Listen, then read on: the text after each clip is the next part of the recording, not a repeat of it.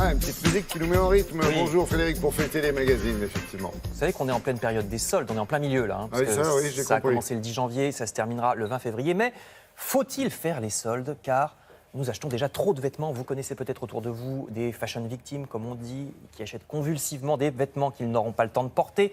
Or, vous voyez dans Science et Vie Junior que c'est d'abord la planète qui est victime de la mode. Les champs de coton, comme sur la photo, sont une culture très gourmande en eau et en pesticides. Pour faire vendre, les professionnels de la mode changent de plus en plus souvent leur collection. Les fashion victims que nous sommes suivent bêtement, ce qui fait que désormais l'industrie textile produirait davantage de dioxyde de carbone que l'aviation commerciale et le transport maritime réunis, figurez-vous. La production mondiale de vêtements a doublé au cours des 15 dernières années. Et le pire, c'est qu'on jette la moitié de ces vêtements au bout de seulement une année. Donc Science et Vie Junior nous conseille de nous calmer et au minimum de mettre au recyclage ou bien de donner les vêtements quand ils ont cessé de nous plaire plutôt que de les jeter. Vous savez qu'il y a des boîtes en ville ou alors vous avez le secours catholique, secours populaire, etc.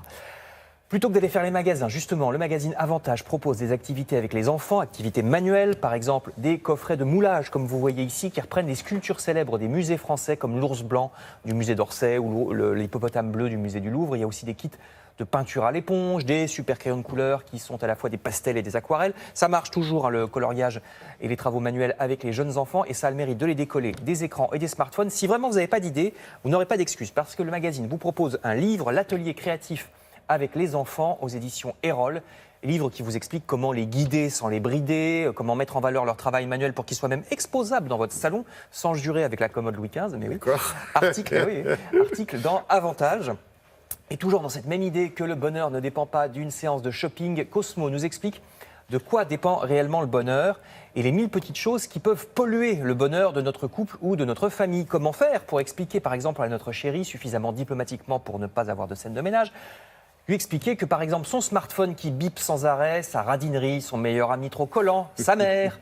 Oui, c'est une pollution inutile qui nuit à notre relation et que la vie est assez courte pour ne pas s'embêter avec ça. Comment régler même les différends politiques, parfois radicaux, entre deux personnes qui s'adorent par ailleurs, mais qui ne sont pas du tout du même avis politiquement? Comment en parler sereinement? C'est pas toujours la faute de l'autre, d'ailleurs. Une fois sur deux, le magazine nous appelle à une réflexion sur nous-mêmes, davantage que sur notre conjoint. Donc, parce que vous savez, il y a des magazines qui disent votre copain, votre copine ne fait pas ci, ne fait pas ça, il devrait faire ça, etc. C'est toujours la faute de l'autre. Là, non. Là, ils vous disent parfois, mais attendez, est-ce que c'est pas vous qui êtes un emmerdeur, une emmerdeuse? Je résume, mais en gros, c'est ça l'idée. Une fois sur deux. Donc, plein de bons conseils à lire dans Cosmo. Enfin, je termine avec ce qui réconcilie toujours les couples, ou bien l'oreiller, ou bien la fourchette. Là, c'est la fourchette.